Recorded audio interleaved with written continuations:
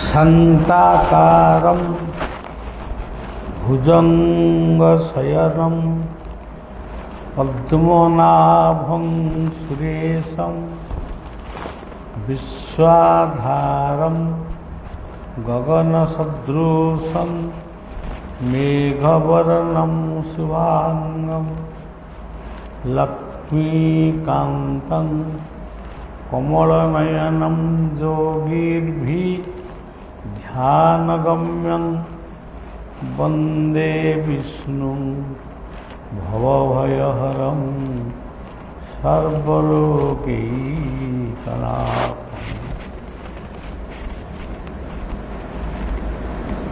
शिशु अनंतंकर पवित्र पीठरे पवित्र आश्रम प्रांगण रे पवित्र क्षेत्र रे आमे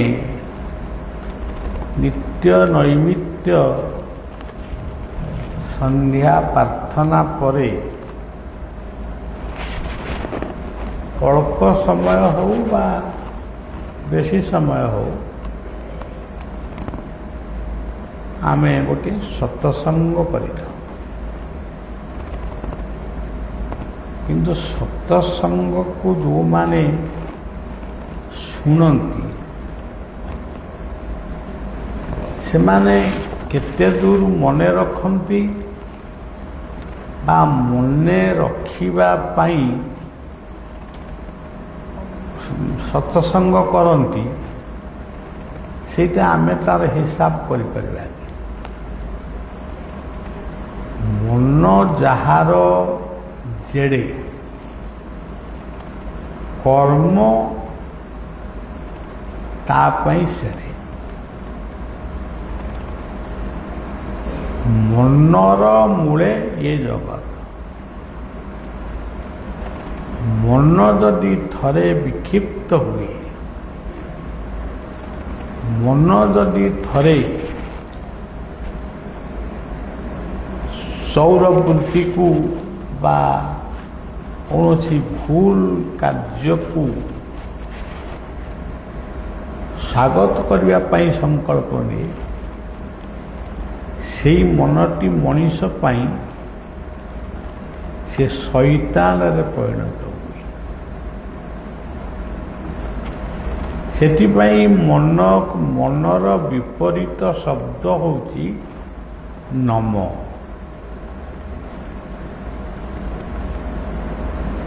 इष्टं को नमस्कार कर,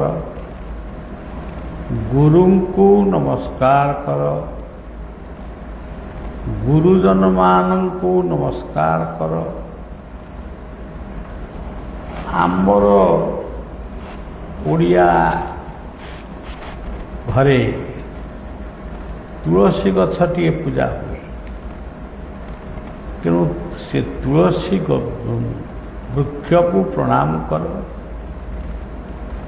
गोमाता को प्रणाम कर, माँ धरित्री को प्रणाम कर।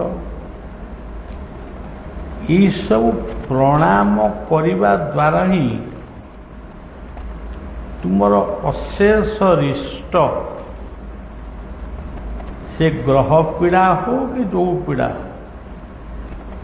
से आपे आपे दूरीभूत हो जाए। मार्कंडेय ऋषि जतबले जन्म हेले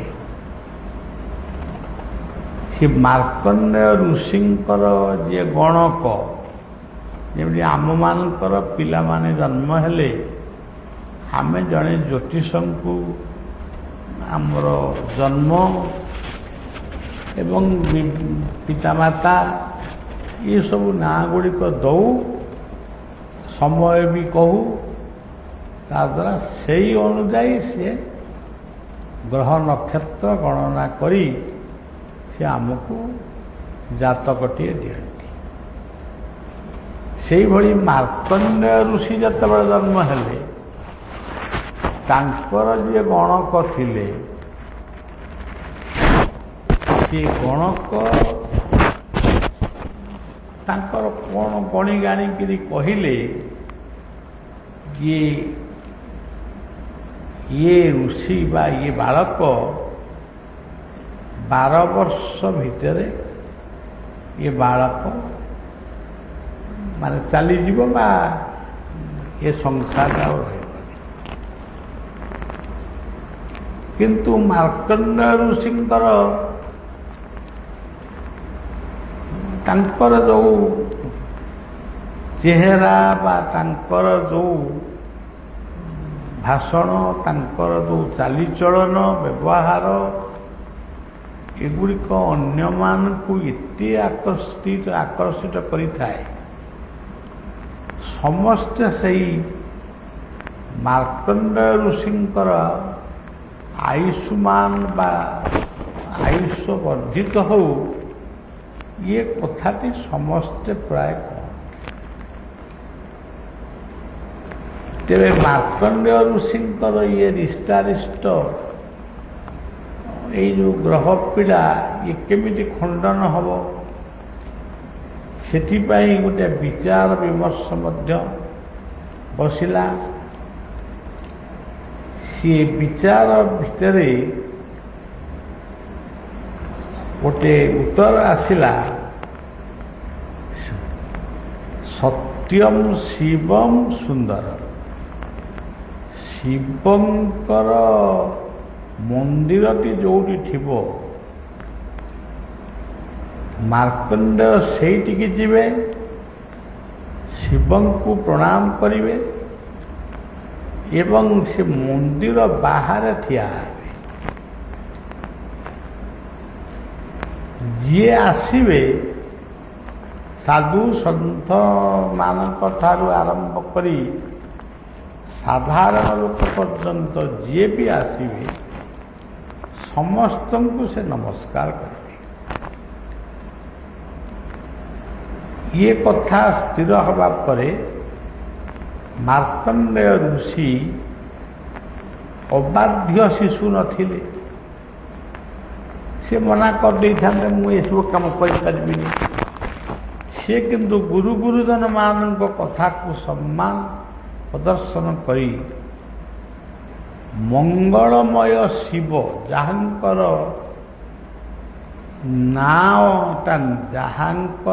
ନାଁର ଅର୍ଥ ହେଉଛି ମଙ୍ଗଳ ବା ଶୁଭ।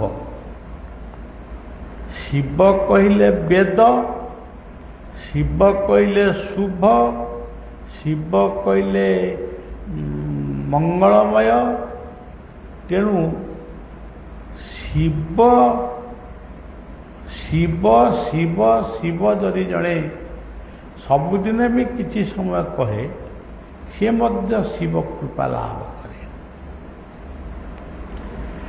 ତେଣୁ ମାର୍କଣ୍ଡେୟ ଋଷିଙ୍କର ସେଇ କଥାଟି ଥିଲା, ଯାହାଙ୍କୁ ଦେଖିବେ ଓମ୍ ନମ ଶିବାୟ କହି ନମସ୍କାର ଦେବେ।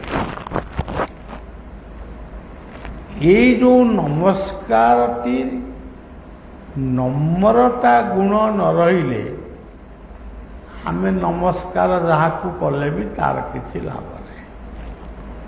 ତେଣୁ ନମ୍ରତା ଗୁଣରେ ସେ ନମସ୍କାର କରୁଛନ୍ତି ଶିବଙ୍କ ଭାବନାରେ। ଯାହାଙ୍କୁ ନମସ୍କାର ସେ କରୁଛନ୍ତି ସମସ୍ତଙ୍କର ପାଟିରୁ ଗୋଟିଏ କଥା ବାହାରୁଛି, ଆୟୁଷ୍ମାନ ଭବ, ତୁମେ ଦୀର୍ଘାୟୁ ହୁଅ, ବହୁତ ଦିନ ପର୍ଯ୍ୟନ୍ତ ତୁମେ ସଂସାରରେ ବଞ୍ଚିକିରି ରୁହ, ତୁମେ ଦିବ୍ୟ ଜ୍ଞାନୀ ହୁଅ, ଦିବ୍ୟ ମଣିଷ ହୁଅ। ଏଇ କଥାଟା ସମସ୍ତେ ତାଙ୍କୁ ଆଶୀର୍ବାଦ କରନ୍ତି। ଏମିତି ସମୟର ସ୍ରୋତରେ ବୟସ ହଜିଯାଏ। ବୟସ ହଜିବା ସହିତ ଆୟୁଷ ମଧ୍ୟ ସରିଯାଏ। ଆଜି ଯିଏ ବାଲ୍ୟ, କାଲି ସେ ଜଣେ ଯୁବକ, ତାପରେ ସେଇ ଲୋକଟି, ତାପରେ ଗୋଟେ ବାର୍ଦ୍ଧକ୍ୟ, ଏମିତି ତ ସଂସାର ଇଏ ନିୟମଟା ସବୁବେଳେ ରହିଛି। କିନ୍ତୁ ଶାସ୍ତ୍ରରେ ସବୁବେଳେ ଆମକୁ ନିର୍ଦ୍ଦେଶ ଦିଆଯାଇଅଛି, ବିଛଣାରୁ ଉଠିଲେ ନମସ୍କାର କର। ନମସ୍କାରର ଅଧିକାରୀ କେହି ସାଧାରଣ ମଣିଷ ନୁହନ୍ତି। ତୁମେ ଯେଉଁଠି ଯେତେ ଥର ଯାହାଙ୍କୁ ନମସ୍କାର କରିବ, ସିଏ ନମସ୍କାରଟି ଯାଇ ଭଗବାନଙ୍କ ନିକଟରେ ନିଶ୍ଚିତ ପହଞ୍ଚିବ। ଆକାଶାତ୍ ପତିତଂ ତୋୟଂ ଯଥା ଗଚ୍ଛତି ସାଗରେ ସର୍ବଦେବ ନମସ୍କାରଂ କେଶବ ପତିଗଚ୍ଛତି। ତେଣୁ କେଶବଙ୍କ ପାଖରେ, କେଶବ ଶବ୍ଦର ଅର୍ଥ ହେଉଛି ଅନନ୍ତ।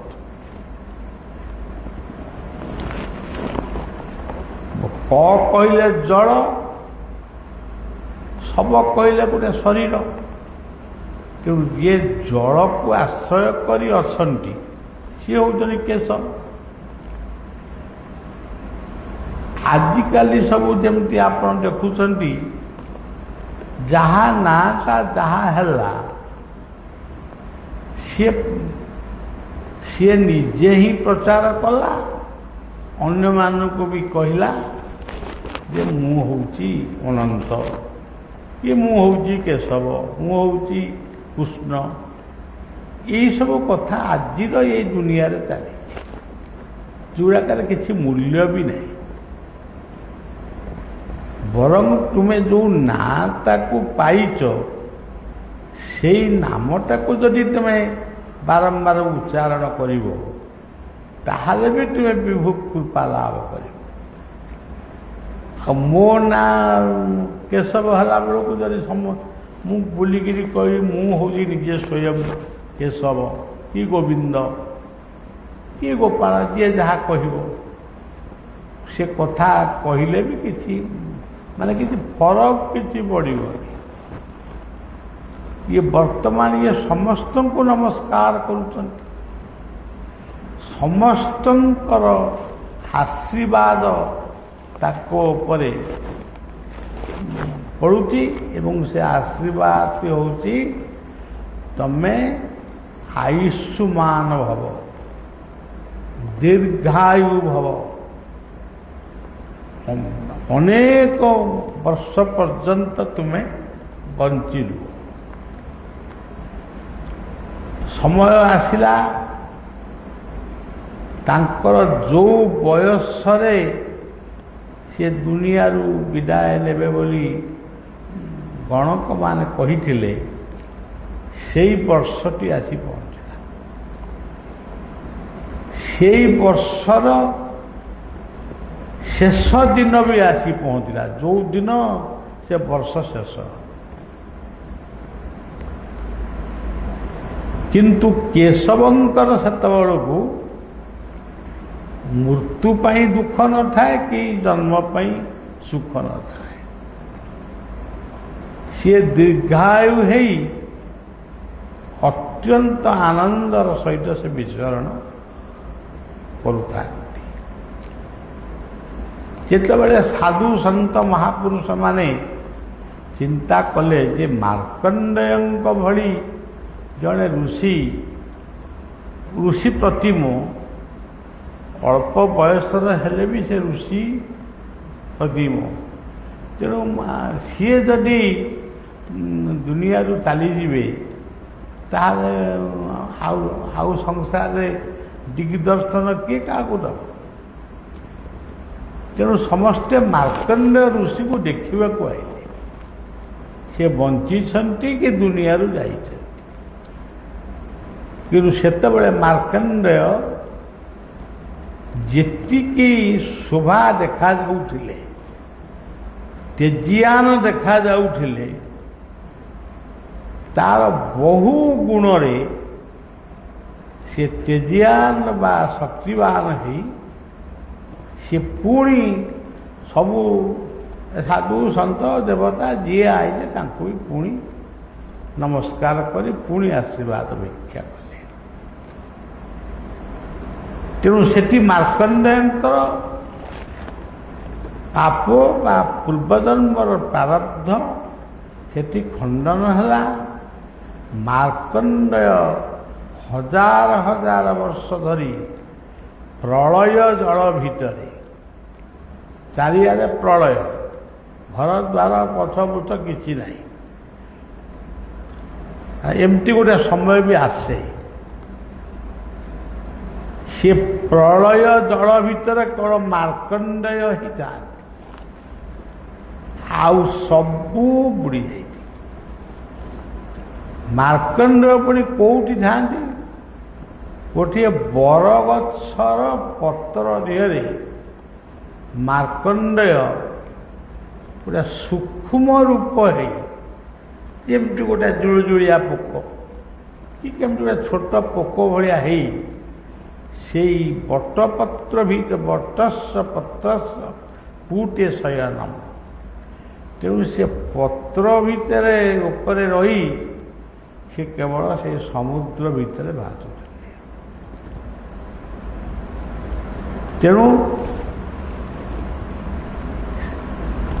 ଏକମାତ୍ର ସୃଷ୍ଟିରେ ସେଇ ଜଣେ ଋଷି ଥିଲେ, ଯେଉଁ ଋଷି ସୃଷ୍ଟିର ଉତ୍ପତ୍ତିକୁ ଯେମିତି ଅନୁଭବ କରିଥିଲେ, ସୃଷ୍ଟିର ସ୍ଥିତି ବା ତାର ଯେପର୍ଯ୍ୟନ୍ତ ସୃଷ୍ଟି ଥିଲା ତାକୁ ବି ସେଇଭଳି ଭାବରେ ଉପଭୋଗ କରିଥିଲେ ଏବଂ ସୃଷ୍ଟିର ପ୍ରଳୟ ଭାବକୁ ମଧ୍ୟ ସେ ମଧ୍ୟ ଉପଭୋଗ କରିଥିଲେ। ଏ ଉତ୍ପତ୍ତି ସ୍ଥିତି ପ୍ରଳୟର ଜ୍ଞାତା ହେଉଛନ୍ତି ମାର୍କଣ୍ଡେୟ। ଆମର ସଙ୍ଗୀତଜ୍ଞମାନେ ପଢ଼ନ୍ତି, ମାର୍କଣ୍ଡେୟ ଋଷି ଯାଉଥିଲେ ଭାତି, ଉଦ୍ଧରି ଧରିଲ ବଟପତ୍ରେ। ତେଣୁ ଇଏ ସବୁ ବିଚିତ୍ର ଲୀଳା। ଯେଉଁ ଉପାଖ୍ୟାନ ଗୁଡ଼ିକ ଆମେ ପଢ଼ୁଛୁ ବା ଶୁଣୁଛୁ, ସେଥିରେ ସବୁଯାକ କପୋଳ କଳ୍ପିତ ବା ମିଥ୍ୟା, ସେ କଥା କେବେ ନୁହେଁ। ହଁ, 2 ପ୍ରକାରର ମିଥ୍ୟା ଥାଇପାରେ, କିନ୍ତୁ 10 ପ୍ରକାର ସତ୍ୟତା ଅଛି। ସେଥିପାଇଁ ବଟ ଆଉ ଅଶ୍ୱସ୍ଥଙ୍କୁ ପୂଜା କରାଯାଏ। ବଟ ଅଶ୍ୱସ୍ଥ ଗଛକୁ ଛେଦନ କରିବା ପାଇଁ ମନା କରାଯାଏ। କାହିଁକି ନା ଓସ୍ତ ଗଛ ବଞ୍ଚିବା ପାଇଁ ସେ ବେଶୀ ଅମ୍ଳଜାନ ଆମକୁ ଦିଅନ୍ତି, ବଟ ବୃକ୍ଷ ମଧ୍ୟ ଦିଅନ୍ତି। ତେଣୁ ବଟ ଆଉ ଅଶ୍ୱସ୍ଥଙ୍କୁ ବରକନ୍ୟା ସଜେଇ କିଛି ଗୁହି ଲୋକ ବା କିଛି ବିଜ୍ଞ ଲୋକ ତାଙ୍କୁ ବିବାହ ଘର କରନ୍ତି, ତାଙ୍କ ବିବାହ ଉତ୍ସବ ହୁଏ। ଏବେ ସେ କଥା କାହିଁକି ମୁଁ ଦେଖୁନି, କିନ୍ତୁ ବହୁତ ଜାଗାରେ ହୁଏ। ତାଦ୍ୱାରା ଅପୁତ୍ରିକ ବା ନିସନ୍ତାନୀ ବ୍ୟକ୍ତିମାନେ ସନ୍ତାନ ପ୍ରାପ୍ତ ହୁଅନ୍ତି ଏବଂ ଭଗବତ କୃପା ବି ଲାଭ କରନ୍ତି। ତେଣୁ ବଟ ହେଉଛନ୍ତି କନ୍ୟା, ଅଶ୍ୱସ୍ଥ ହେଉଛନ୍ତି ବର। ଏଇଭଳି ଭାବରେ ଗୋଟିଏ ସନାତନ ଧର୍ମରେ ଏଇଭଳିଆ ଗୋଟେ ଉପାଖ୍ୟାନ ଅଛି। ଭଗବାନ ବୁଦ୍ଧ ମଧ୍ୟ ଅଶ୍ୱସ୍ଥ ବୃକ୍ଷ ମୂଳରେ ବସି ସେ ସିଦ୍ଧି ଲାଭ କରିଥିଲେ, ସିଏ ବୁଦ୍ଧତ୍ୱକୁ ଲାଭ କରିଥିଲେ। ସିଏ କହିଥିଲେ, ଦୁନିଆରେ ଆଉ କେହି ନାହିଁ, ସତ୍ୟଂ ଶରଣଂ ଗଚ୍ଛାମି, ସତ୍ୟର ଶରଣ ଯାଅ। ତାପରେ କହିଥିଲେ, ବୁଦ୍ଧଂ ଶରଣଂ ଗଚ୍ଛା। ବୁଦ୍ଧ କହିଲେ ସେ ନିଜକୁ କହୁଥିଲେ ତା ନୁହେଁ, ବୁଦ୍ଧ କହିଲେ ଜ୍ଞାନୀ, ବିଜ୍ଞାନୀ। ତେଣୁ ଏସବୁ କଥାର ରହସ୍ୟ ସୁନ୍ଦର। ତେଣୁ ଶିଶୁ ଅନନ୍ତ ହେଉଛନ୍ତି ସେଇ ମାର୍କଣ୍ଡେୟଙ୍କର ଅବତାର କହିଲେ ବି ଭୁଲ ହେବନି। ତାର କାରଣ ହେଉଛି ମାର୍କଣ୍ଡେୟ ଋଷି ଗୋଟେ ସୂକ୍ଷ୍ମ ରୂପ ହେଇ, ଯେଉଁ ସୂକ୍ଷ୍ମ ରୂପଟାକୁ ଆମେ ଚିନ୍ତା ହିଁ କରିପାରିବାନି ସେ ସୂକ୍ଷ୍ମ ରୂପଟା କେତେ ଛୋଟ। ଗୋଟେ ଛୋଟିଆ ରୂପ ହେଇ ସମୁଦ୍ର ଜଳ ଭିତରେ ଗୋଟେ ବଟ ଗଛର ପତ୍ର ଦିହରେ ସେ ଭାସି ଭାସିକିରି ଯାଉଥିଲେ। ସେ ସୃଷ୍ଟିର ପୁନରୁଦ୍ଧାର ପାଇଁ ବା ସୃଷ୍ଟିର ପୁନର୍ଜନ୍ମ ପାଇଁ ସେ ମଧ୍ୟ ପ୍ରାର୍ଥନା କରୁଥିଲେ। ତେଣୁ ଶିଶୁ କହିଲେ ସୂକ୍ଷ୍ମ, ଯେ କ୍ଷୁଦ୍ରାତି କ୍ଷୁଦ୍ର। ଆମେ ଦେଖୁଛୁ, ଆମେ ଏଠି ଯେଉଁ ଶିଶୁ ଅନନ୍ତଙ୍କୁ ମୂର୍ତ୍ତି କରିକିରି ପୂଜା କରୁଛୁ, କିନ୍ତୁ ଶିଶୁ ଅନନ୍ତ ପ୍ରକୃତ ଗୋଟେ ମୂର୍ତ୍ତି ଭିତରେ କି ଗୋଟେ ମନ୍ଦିର ଭିତରେ ସେ ଆବଦ୍ଧ ନୁହନ୍ତି। ଆମେ ଗୋଟେ ମୂର୍ତ୍ତି କରିଛୁ, ଆମେ ଗୋଟେ ଜାଗା ସ୍ଥିର କରିଛୁ, ଯେଉଁ ଜାଗାରେ ଆମେ ଶିଶୁ ଅନନ୍ତଙ୍କ ଉଦ୍ଦେଶ୍ୟରେ ପୂଜା କରିବୁ, ପ୍ରାର୍ଥନା କରିବୁ, ସବୁକିଛି କରିବୁ। ଶିଶୁ କହିଲେ ସୂକ୍ଷ୍ମ, ଆଉ ଅନନ୍ତ କହିଲେ ଯିଏ ହେଉଛନ୍ତି ବ୍ୟାପକ, ଯାହାକୁ ତମେ କଳ୍ପନା କରିପାରିବନି। ତୁମେ ପୃଥିବୀର ଯେଉଁ ଜାଗାରେ ଠିଆ ହେବ, ଯେଉଁ ଜାଗାରେ ତୁମେ ଠିଆ ହେବ, ସେଇ ଜାଗାରୁ ଯଦି ଆକାଶକୁ ଅନେଇବ, ସେ ଆକାଶର ଶେଷଟା ତମେ ଦେଖିପାରିବନି। ତମକୁ ଦେଖାଯିବ ଆକାଶଟା ଯେମିତି କିଛି ବାଟ ଗଲା ପରେ ସେ ବୋଧେ ପୃଥିବୀକି ନଇଁ ଆସିଛି, କିନ୍ତୁ ସେ ପ୍ରକୃତରେ ବିରାଟ। ସେଇ ଶିଶୁ ଅନନ୍ତଙ୍କର ରୂପ ବିରାଟ, ନାମ ବିରାଟ, ତାଙ୍କ ଖ୍ୟାତି ବିରାଟ, ତାଙ୍କର ସବୁ ବିରାଟ। ସେଥିପାଇଁ ତାଙ୍କୁ ବଡ଼ ଠାକୁର ବୋଲି କୁହାଯାଏ। ଏଇ ଶିଶୁ ଅନନ୍ତ ହେଉଛନ୍ତି ସ୍ୱୟଂ ବଳଦେବ, ସ୍ୱୟଂ ଜଗନ୍ନାଥ, ସ୍ୱୟଂ ସୁଭଦ୍ରା, ସ୍ୱୟଂ ସୁଦର୍ଶନ। ଇଏ ଚତୁର୍ଦ୍ଧା ମୂର୍ତ୍ତିଙ୍କୁ ଯିଏ ପ୍ରତ୍ୟେକ ଦିନ ସ୍ମରଣ କରେ, ତୁମେ କହିବ ଗୋଟେ ମୂର୍ତ୍ତିକି କାହିଁକି ଆମେ ଏତେ ଧ୍ୟାନ କରିବୁ? ଗୋଟେ ଏମିତି କାହା ମନରେ ବି ଆସୁଥିବ। ମୂର୍ତ୍ତିକି କେହି ଧ୍ୟାନ କରୁନାହାନ୍ତି। ଆପଣମାନେ ଜାଣନ୍ତୁ, ଆମ କିଆରିରେ ବର୍ତ୍ତମାନ ଧାନ ବୁଣା ହେଲାଣି।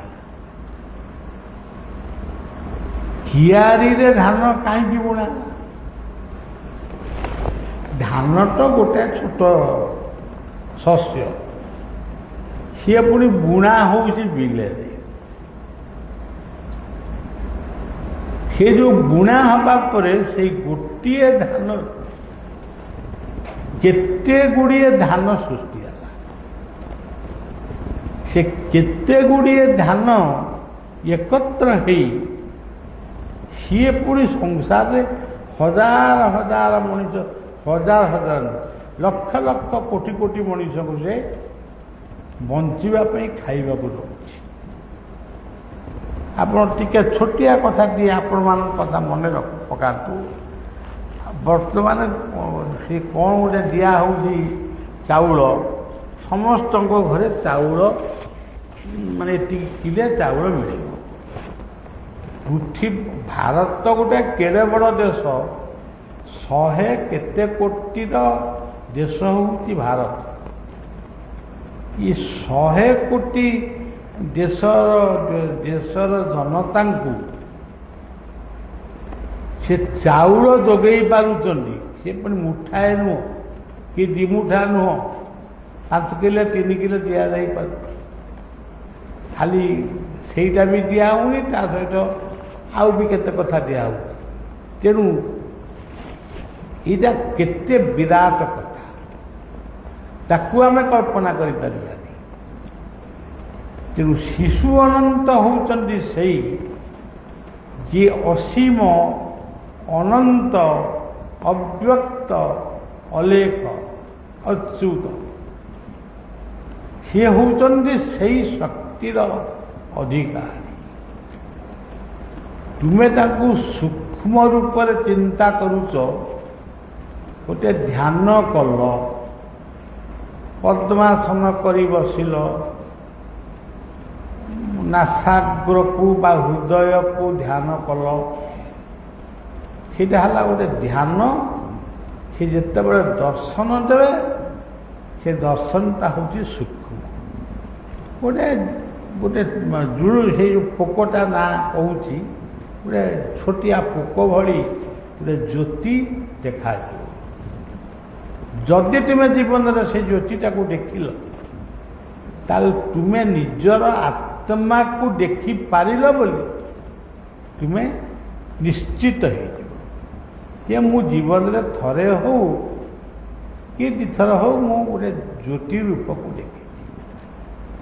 ଇଏ କଥା ଏକ କପୋଳକଳ୍ପିତ କଥା ନୁହେଁ। ଯେଉଁମାନେ ଏହାକୁ ଅନୁଭବ କରିଛନ୍ତି ସେଇମାନଙ୍କ ଠାରୁ ଆମେ ଶୁଣିଛୁ ଏବଂ ଆମେ ମଧ୍ୟ ଅନୁଭବ କରିଛୁ।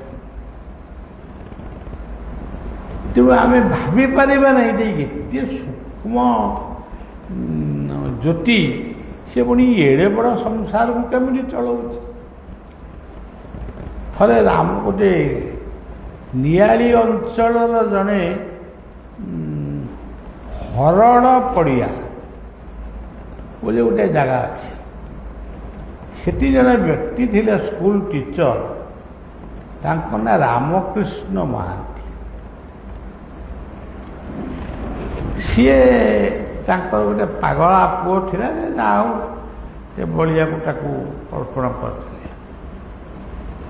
କଥା ପ୍ରସଙ୍ଗରେ ଦିନେ ସେ କହିଲେ ଯେ ଏଇ ରଥ ଦାଣ୍ଡରେ ଗୋଟାଏ ବର୍ଷ ମୁଁ ନବକଳେବର ଦେଖିବାକୁ ଆଇଥିଲି।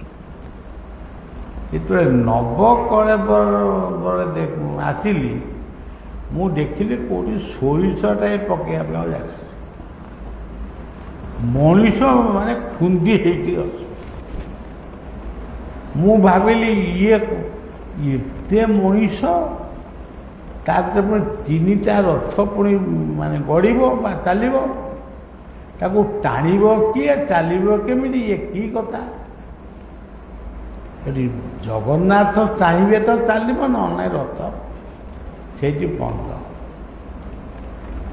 ଏଇ କଥାକୁ ଭାବି ସେ ଜଗନ୍ନାଥଙ୍କ ଉଦ୍ଦେଶ୍ୟରେ ଯେତେବେଳେ ପ୍ରଣାମ କରି ଆଖି ଫିଟେଇଛନ୍ତି, ସେ ଦେଖିଲେ ଯେମିତି ଆପଣମାନଙ୍କର ବାହାଘର ବ୍ରତଘରରେ ଗୋଟେ ଏଇଟା ଗୋଟେ କ'ଣ ବାଣ ଫୁଟେ, ଖଇ ଭଳିଆ ସେ ବାଣଟା ଫୁଟେ, ସେମିତିକା ଗୋଟେ ବାଣ ସତ୍ୟ ଯେମିତି ସେ ତିନି ଠାକୁରଙ୍କ ଭିତରୁ, ତିନି ରଥ ଭିତରୁ ଗୋଟେ ଝରଝରିଆ ଆଲୋକ ଯେମିତି ବାହାରୁଛି।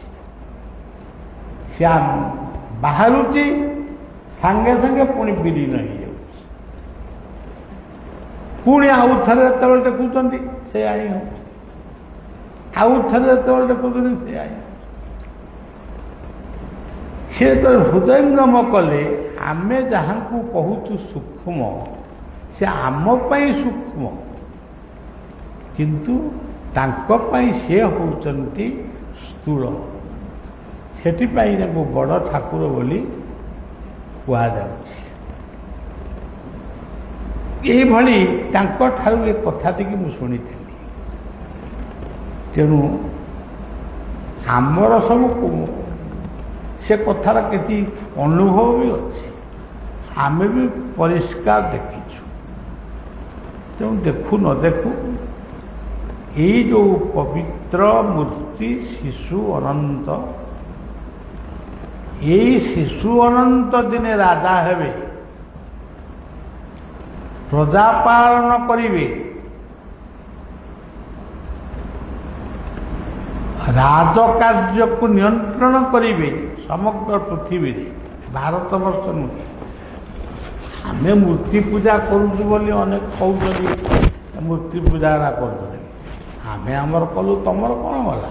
ଆମେ ଆମର ତମେ ତମର ଧର କିଏ ଜଣେ ମସଜିଦରେ ଡାକୁଛି, କିଏ ଜଣେ ଚର୍ଚ୍ଚରେ ଡାକୁଛି, କିଏ ଜଣେ ଗୁରୁଦ୍ୱାରରେ ଡାକୁଛି। ଆଉ ସେ ଡାକୁଛନ୍ତି କାହିଁକି? ଯଦି ଡାକିଲେ ତାହେଲେ ସେଇଟାକୁ ମସଜିଦ ବୋଲି କୁହାଗଲା କାହିଁକି? ତାକୁ ଚର୍ଚ୍ଚ ବୋଲି କାହିଁ କୁହାଗଲା? ତାକୁ ଗୁରୁଦ୍ୱାର ବୋଲି କାହିଁ କୁହାଗଲା? ତୁମେ ହିଁ ସେ ସ୍ଥାନକୁ ନିର୍ବାଚନ କରିଛ। ଇଟା, ଗୋଡ଼ି, ପଥର, ରଡ଼ ସବୁ ଆଣିଛ। ତୁମେ ହିଁ ମିସ୍ତ୍ରୀ ଡାକିକିରି, ରାଜମିସ୍ତ୍ରୀ ଡାକି ସିଏ ମାନେ ମସଜିଦ ତିଆରି କରିଛ, ମନ୍ଦିର ତିଆରି କରିଛ, ସବୁକୁ ତିଆରି କରିଛ। ପୁଣି ନିର୍ଦ୍ଦିଷ୍ଟ ସମୟରେ ତମେ ପ୍ରାର୍ଥନା କର, ତାକୁ ପୁଣି ତମକୁ କହିଲା କି ଏଇ ସମୟରେ ତମେ ପ୍ରାର୍ଥନା କରିବ। ଏ କଥାଟା ତମକୁ କିଏ କହିଲା? ଯିଏ କହିଛନ୍ତି ସେଇ ହେଉଛନ୍ତି ସର୍ବଶକ୍ତିମାନ, ଯାହାଙ୍କୁ ଆମେ କହୁଛୁ ପୂର୍ଣ୍ଣମଦ ପୂର୍ଣ୍ଣମିଦ ଇତ୍ୟାଦି। ତେଣୁ ଏଇଟା ବି ଆପଣମାନେ ମନେ ରଖନ୍ତୁ, କିଏ କାହାକୁ ମାନୁଛି ନ ମାନୁଛି, ଆଉ କାହା ନାଁରେ କ'ଣ ମାଲି ମୋକଦ୍ଦମା କରିବା ନା କ'ଣ କରିବା, ତା ତ ନୁହେଁ। କିନ୍ତୁ ଅନୁଭବ ବିନା ଜ୍ଞାନ ଯେତେ, ଅନୁଭବ ବିନା କର୍ମ ଯେତେ, ଜ୍ଞାନ ନ ଫଳେ କଥା। ଯାହାର ଅନୁଭବ ନାହିଁ, ଅନୁଭବ କରିବ ଯେ ଅନୁଭବ କରିବା ପାଇଁ ତ ଇଚ୍ଛା ଶକ୍ତି ଜାଗ୍ରତ ହେଲେ ହେବ। ମୁଁ ଗୋଟେ ଅନୁଭବ କରିବି, ମୋର ଧୈର୍ଯ୍ୟ ଦରକାର, ମୋର ଟିକେ ଏକାଗ୍ରତା ଦରକାର। ଆଉ କିଛି ନାହିଁ, କ'ଣ ତୁର୍ତୁର ଖୁରୁଖୁରୁ ହେଇଗଲେ ଅନୁଭବ ହେଇଯାଉଛି। ତେଣୁ ଏ ଦୁନିଆର ସମସ୍ତ ତତ୍ତ୍ୱ ଆରମ୍ଭ ହେଇଛି ଶୂନ୍ୟରୁ ଏବଂ ଲେଖା ହେଇଛି, ଲେଖା ଆରମ୍ଭ ହେଇଛି ଅକ୍ଷରରୁ। ଶୂନ୍ୟରୁ ସେ ଅଟି ଆସିଛି। ସେ ଅଟି କିଏ? ଅନନ୍ତ। ଆପଣ ଦେଖନ୍ତୁ, ଶୂନ୍ୟରୁ ସେ ଆଇଲା, ସେ ଅଟା ଅନନ୍ତଙ୍କ ରୂପରେ। ଅନନ୍ତ କହିଲେ ଯାହାର କିଛି ମାନେ ଲମ୍ବ ପ୍ରସ୍ଥ ଏସବୁ କିଛି ନାହିଁ, ସେ ଅସୀମ। ତେଣୁ ଅକ୍ଷରରେ ଅନନ୍ତ, ସେଇ ହେଉଛନ୍ତି ଅଚ୍ୟୁତ, ସେଇ ହେଉଛନ୍ତି ଅଲେଖ। ସବୁ ସେଇ ଅକ୍ଷରରେ ଅଛି। ସେ ଅରୁ ବିଭିନ୍ନ ପ୍ରକାର ଖେଳିଲା। ଓଙ୍କାର ଯେଉଁ ଜନ୍ମ ନେଲା, ସେ ଓଙ୍କାରର ମୂଳ ଅକ୍ଷର ହେଉଛି ଅ। ଆମର ଭାରତରେ ହଉ ଯେଉଁଠି ହଉ, ଆମେ ବିଭିନ୍ନ ମହାପୁରୁଷମାନଙ୍କ ନାଁ ବି ଦେଇଛୁ। ଆମେ ଗୋଟେ ଗାଉଁଲି କଥାରେ ବି କେଉଁ ରାଣ୍ଡି ପୁଅ ଅନନ୍ତା, ତାର ବି ଗୋଟାଏ ଉପାଖ୍ୟାନ ବି ଅଛି। ତେଣୁ ରାଣ୍ଡି ପୁଅ ଅନନ୍ତା କଥାଟି କ'ଣ? ସେ ବି ଗୋଟେ କଥା ଯେ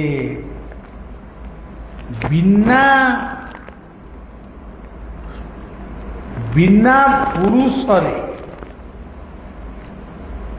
ଯେଉଁ ପିଲାଟି ମାତୃଗର୍ଭରେ ଉଦୟ ହୁଏ, ସେଇ ହେଉଛନ୍ତି ରାଣ୍ଡି ପୁଅ। ତାଙ୍କର କେହି ମରିନାହାନ୍ତି, କିନ୍ତୁ ମୃତ୍ୟୁବତ। ତାମାନେ ଆମେ ସମସ୍ତେ ଯୋଗମାୟାଙ୍କ ଠାରୁ ଜନ୍ମ ହେଇଛୁ। ଗୀତା ମଧ୍ୟ ସେୟା କହିଛନ୍ତି। ଏଇ ଅକ୍ଷରରେ ଆପଣ ଦେଖିବେ ଅଚ୍ୟୁତ, ଏଇ ଅକ୍ଷରରେ ଅଲେଖ, ଅନୁକୂଳ, ଅଭିରାମ, ଅନେକ ମହାପୁରୁଷ ମାନଙ୍କର ନାଁ तापरे गोटे सत्यजुगर जन्मदिन को आम कहूँ अक्षय तृतीया। तेणु को जी ठीक भाव जानी सी प्रकृत किसी बुझी धरतु आमको 40 वर्ष होगा ना एत गुड़ाक वर्ष कौ दिन होगा मैंने काली भाया लगुच वर्षक तले धूली खेलुली 40 वर्ष है पुणी गड़ीगला गोटे गोटे लोक घर को बढ़िया जाऊँगी बाबा आई 35 वर्ष तले एवं गोटे कहला गोटे बाबा आई